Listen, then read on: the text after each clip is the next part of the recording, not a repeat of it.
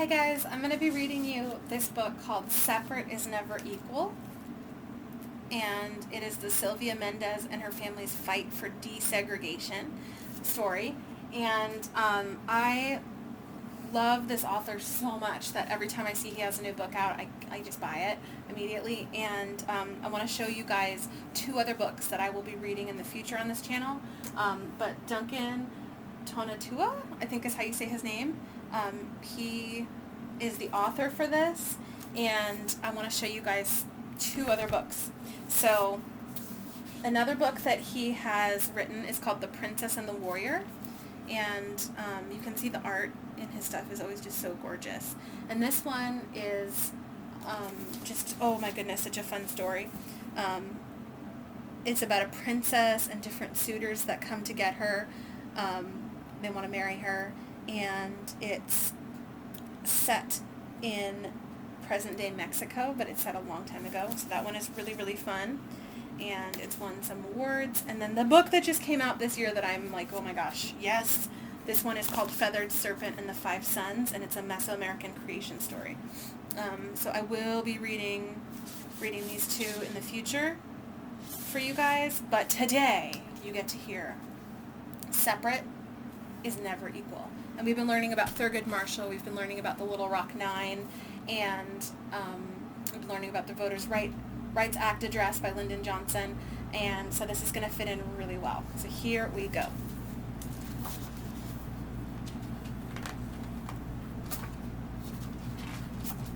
And as always, I'll read you the text and then, whoo, and then I'll kick my camera. Oh my goodness.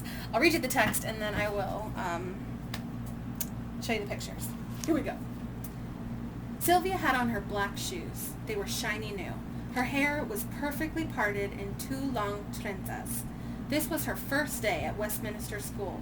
The halls were crowded with students. She was looking for her locker when a young white boy pointed at her and yelled, "Go back to the Mexican school.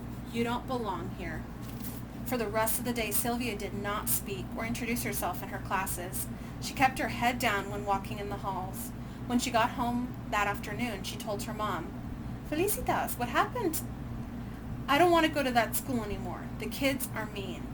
"Sylvia," said her mother, "no sabes que por es luchamos. Don't you know this is what we fought for?" Let me show you this beautiful art. I love his style. She's got her beautiful braids. And I apologize, there are some parts in this in Spanish, and I know I might be pronouncing them incorrectly. 3 years earlier, in the summer of 1944, Sylvia and her brothers, Jerome and Gonzalo Jr., and their parents had moved from the crowded city of Santa Ana, California, to a farm nearby Westminster. Her father, Gonzalo Mendez, had labored for years as a field worker, picking grapes and oranges. Now he was leasing a farm. He was going to be the boss. On their new farm, they were going to grow asparagus, chiles, and tomatoes. So we get all of our amazing food because of farm workers. If people were not willing to do that hard work for us, we wouldn't have enough food, especially in California. We have all of those beautiful, wonderful farms that produce the delicious veggies, and the farm workers make it possible. As the summer came to an end and the first day of school neared, Aunt Soledad drove Sylvia and her brothers and their cousins, Alice and Virginia, to the local public school on 17th Street so they could enroll. Sylvia was going to enter 3rd grade, Gonzalo was going to enter 2nd, and Jerome 1st. What a handsome building, thought Sylvia as they pulled into the parking lot. Tall trees line the street in front of the school. There's a playground with monkey bars and a red swing.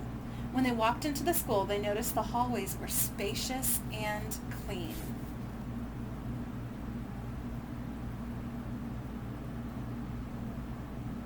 Sounds like a nice school. "I'm here to enroll the children in school," said Aunt Soledad when they arrived at the principal's office. The secretary gave Aunt Soledad 2 enrollment forms, one for Alice and one for Virginia, but she did not give enrollment forms for Sylvia and her brothers. "They cannot attend this school," said the secretary. "They must go to the Mexican school." "Why do I have to go to the Mexican school?" Sylvia wondered. She was not Mexican. She was American. She spoke perfect English. Her father was from Mexico, but had become a U.S. citizen. Her mother was from Puerto Rico, which was a U.S. territory. Aunt Soledad was upset. But we all live in this part of town. What do you guys notice about the skin color of the two that were allowed to have the application? Yeah, the skin looks different, looks lighter. Sylvia looked at her cousins. They had light skin and long auburn hair, and their last name was Viduri. Their father was Mexican, but of French descent. Then she looked at her brothers and at her own hands and bare arms. She wondered, is it because we have brown skin and thick black hair and our last name is Mendez? Rules are rules, said the secretary. The Mendez children have to go to the Mexican school. I will not be enrolling any of them, said Aunt Soledad, and she stormed out of the office, taking Sylvia and the other children with her.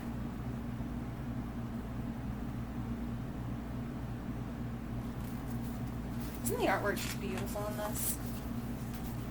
When they arrived home, Aunt Soledad told Sylvia's father what had happened. Mr. Mendez told her not to worry. It had to be a mistake. He would take care of it. He was a businessman, and he was used to dealing with people. The next day, Mr. Mendez met with Mr. Harris, the superintendent of the Westminster School. Mr. Mendez explained that his family had just moved to a nearby farm. The public school on 17th Street is the closest school to our house, and my children should attend it. Your children have to go to the Mexican school, said Mr. Harris. But why? Asked Mr. Mendez. He was not given an answer other than, that's how it's done. In the following days, Mr. Mendez met with Mr. Atkinson, the county superintendent, Mr. Harrison's superior, and then with the school board, which oversaw all the schools in Orange County. But they all said the same thing. Your children have to go to the Mexican school. But why? Mr. Mendez kept asking.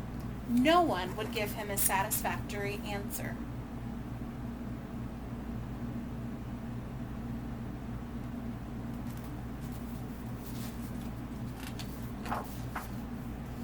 That fall, Sylvia and her brothers had to attend Hoover Elementary School, better known as the Mexican School, on Olive Street in the city of Westminster. The building was a clapboard shack, and the halls were not spacious and clean. A cow pasture surrounded the school. The students had to eat their lunch outside, and flies would land on their food. There was an electric wire that surrounded the pasture to keep the cows in. If you touched it, you received a shock. The school did not have a playground, not even a swing. So check out this. And that electric fence in the background. Oh my goodness. Compared to the other school, oh. The Mendez family did not give up. Time and time again, Sylvia heard her father talk with coworkers, friends, and other parents. It's not fair that our kids have to go to an inferior school, he said. It's not the only the building that's a problem. The teachers at the school don't care about our children's education. They expect them to drop out by the 8th grade. How will our children succeed and become doctors, lawyers, or teachers? Mr. Mendez created a group called the Parents Association of Mexican American Children. He tried to collect signatures for a petition to integrate schools so that all children, regardless of their skin color or background, could have the same opportunities. But every time he asked someone to sign the petition, he would get the same answer. No queremos problemas. We don't want any problems. Many of the parents worked on farms owned by white families and feared they would lose their jobs if they supported the petition. So it's dangerous to protest because sometimes people will try to hurt you in other ways, and so they're really worried that they're going to lose their jobs.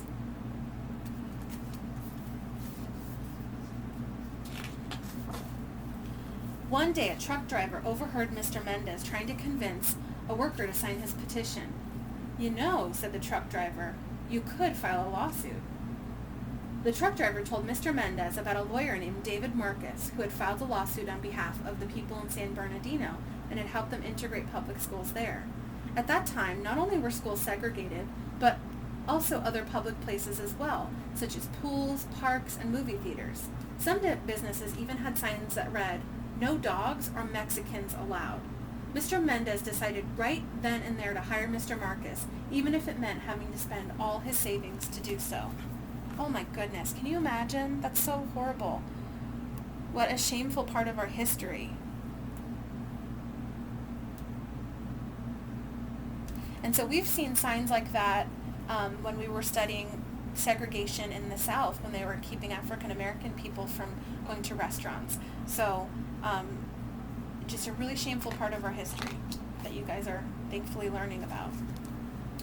Over the next few years, Mr. Mendez and Mr. Marcus traveled all over Orange County looking for people who had experienced similar problems. Sylvia watched her father leave early in the morning.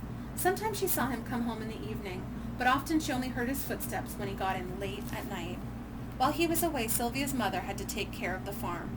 Mrs. Mendez would get Sylvia and her brothers ready for school, and then she would go out to the fields. She started the irrigation system, drove the tractor, oversaw the workers, and solved any problems that arose.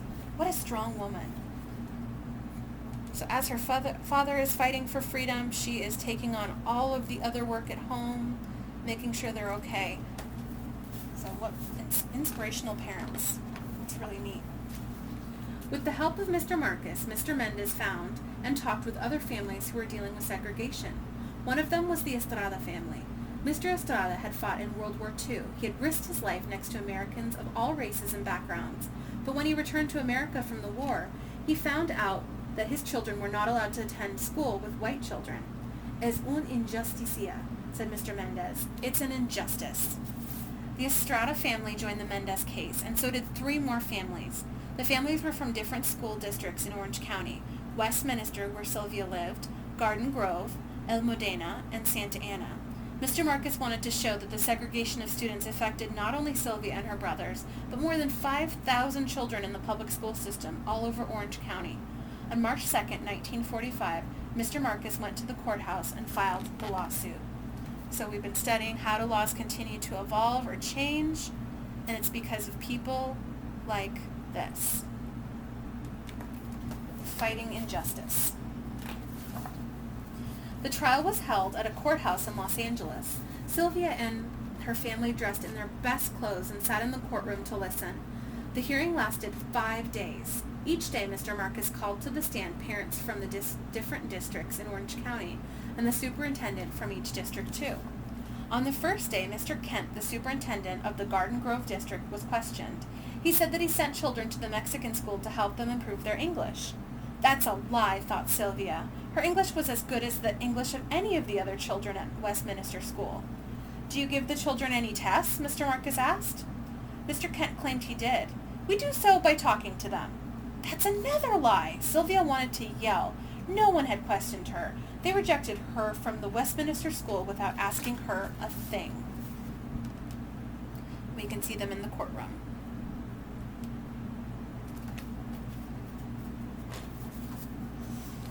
For what other reasons do you send children to the Mexican school? Asked Mr. Marcus. Sylvia and her family braced themselves to hear what Mr. Kent would say next. For their social behavior. They need to learn cleanliness of mind, manner, and dress. They're not learning this at home. They have problems with lice, impetigo, and tuberculosis. They have generally dirty hands, face, neck, and ears. The Mendez family and others in the room stared at Mr. Kent in disbelief. What he was saying was not true. It was degrading. How many of the 292 children at the Mexican school are inferior to whites in personal hygiene? Asked Mr. Marcus. At least 75%. And their scholastic ability? 75%. In what other respects are they inferior? In their economic outlook, in their clothing, and their ability to take part in the activities of the school. Do you believe white students are superior to Mexicans in the respects that you've mentioned? Yes. And is that one of the reasons why they're being segregated? Yes. Time and again, Mr. Mendez had asked, why can't my children attend the Westminster School? Now he had their answer. Ooh, aren't you just so mad at him? Oh my goodness. Oh, it makes my blood boil, you guys. On the second day, Mr. Marcus called to the stand a 14-year-old student from the Mexican school in El Medina. Her name was Carol Torres. She spoke perfect English. It was clear that she had not been sent to the Mexican school because she had problems speaking the language, as the defense lawyer claimed. Mr. and Mrs. Mendez were questioned on the third and fourth day, and so was Mr. Harris, the superintendent of the Westminster School. Sylvia was not called to the stand, but she was ready to testify if they asked her to. She tried looking her best every morning, and she practiced what she would answer. On the fifth and final day of the hearing, Mr. Marcus called to the stand two education specialists to explain why it was bad to segregate children into different schools. Segregation tends to give an aura of inferiority. In order to have the people of the United States understand one another, it's necessary for them to live together, and the public school is one mechanism where all the children of all people go, said one of them. The judge nodded his head and seemed to agree with this.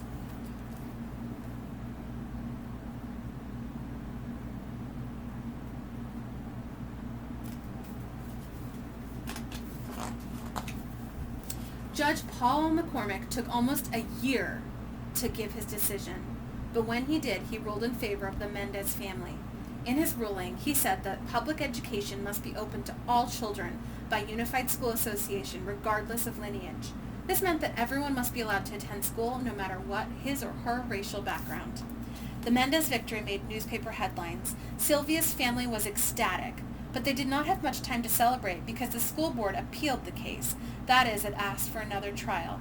Sylvia and her family had to go to the state court in San Francisco to argue the case again.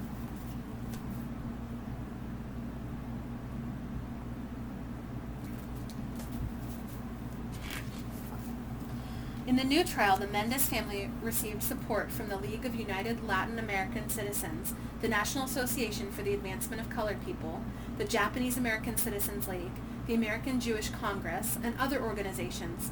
These groups sent letters with information relevant to the case and asked the judge to rule in favor of the Mendez family. Sylvia was amazed that people of different backgrounds and different parts of the country who had never met her family were getting involved in the case and trying to help them. But her mother said, "Cuando la causa es justa, los demás te siguen." When you fight for justice, others will follow. On April 15, 1947, the judges in the Court of Appeals in San Francisco ruled in favor of the Mendez family again.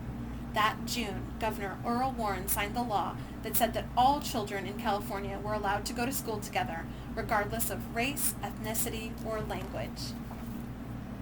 And so you can see the famous Golden Gate Bridge. You can see the people from the different groups supporting each other.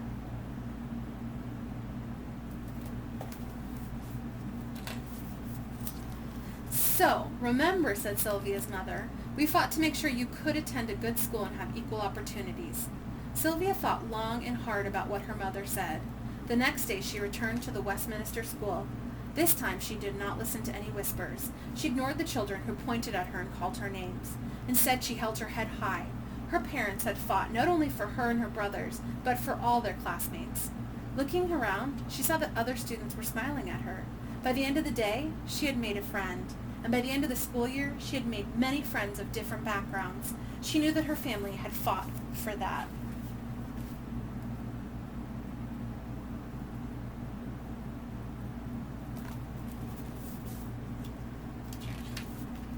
And then there's an author's note in the back that I'm going to read you. And I also want to show you some pictures of Sylvia as a young girl, of her receiving the Presidential Medal for Freedom, her parents, and the actual school. So let me show you those. So you can actually see her there with her two braids. They fought so hard for that. And I want to zoom in so you can see the schools. So very different. One with beautiful trees and one that's just got electric fences around it. Okay, here we go. In the 1940s, segregation based on race or national origin was common throughout the United States. The Mendez versus Westminster School District case paved the way for the desegregation of schools in America. After the Mendez lawsuit, similar suits were filed and won in Texas and Arizona. In 1954, 7 years after the Mendez victory, the landmark case Brown v. Board of Education desegregated schools in the entire country. Remember we read about that in the previous one. Two people who played key roles in the Brown case had also been involved in the Mendez case. Thurgood Marshall and Earl Warren. Woo, Thurgood, he's back. As a member of the National Association for the Advancement of Colored People, Marshall had sent friend of the court briefs to the judge in the Mendez case. In these letters, he argued against segregation. He later used several of the same arguments when he became the lawyer in the Brown case. Earl Warren was the governor who signed into law the desegregation of schools in California after the Mendez victory. He later became one of the chief justices of the U.S. Supreme Court, and he presided over the Brown case and ruled in Brown's favor. Sylvia and her brothers attended the Westminster School until her family moved back to Santa Ana. Sylvia graduated from an integrated high school and attended California State University, where she studied to become a registered nurse. She worked for 33 years at a medical center in Los Angeles and then retired to take care of her ill mother. Sylvia remembers that before Felicitas passed away, she regretted the fact that so few people knew about the Mendez case and that her family's fight for equality. Indeed, the Mendez case is seldom taught in schools, unlike Brown v. Board of Education, which is widely known. Mendez v. Westminster is known by few Americans to this day. After her mother died, Sylvia made it her mission to educate people about her family's fight for desegregation. In recent decades, the Mendez case has finally begun to receive some attention and recognition. The documentaries have been made about it, and books and articles have been written about it. In 2002, a public school in Santa Ana was named after Felicitas and Gonzalo Mendez. In 2007, a commemorative stamp was issued by the U.S. Postal Service to celebrate the 60th anniversary of the Mendez victory. In 2009, a high school in Los Angeles was named, and the Felicitas and Gonzalo Mendez Learning Center. And in 2011, Sylvia Mendez received the Presidential Medal of Freedom from President Barack Obama. It's the highest civilian award a person can receive in America. Thanks to the efforts of courageous people like the Mendez family, the segregation of public schools is illegal in the United States. Unfortunately, a great deal of inequality and a kind of unofficial segregation still exists today. According to a 2012 study by the Civil Rights Project at the University of California, Los Angeles, across the United States, segregation has increased significantly in recent years. It's reported that 43% of Latino students and 38% of black students attend schools where fewer than 10% of their classmates are white. The study, which analyzes data from the Department of Education, also reveals that Latino and black children are twice as likely to be in a school where the majority of students are poor. Therefore, their schools are likely to have fewer resources and less experienced teachers. All too often I see this inequality when I visit schools in different parts of the country to read and talk about my book. The Mendez family went to court almost 70 years ago, but their fight is relevant today, as the education specialists in the trial argued. The segregation of children creates feelings of superiority in one group and inferiority in another. We need to be able to interact and mingle so that prejudices break down, so that we can learn from one another, so that everyone has a fair shot at success. My hope is that this book will help children and young people learn about this important yet little-known event in American history. I also hope that they will see themselves reflected in Sylvia's story and realize that their voices are valuable and that they too can make meaningful contributions to this country. So such a powerful story, and if you guys want to do extra research about the Mendez family, look up some pictures, information.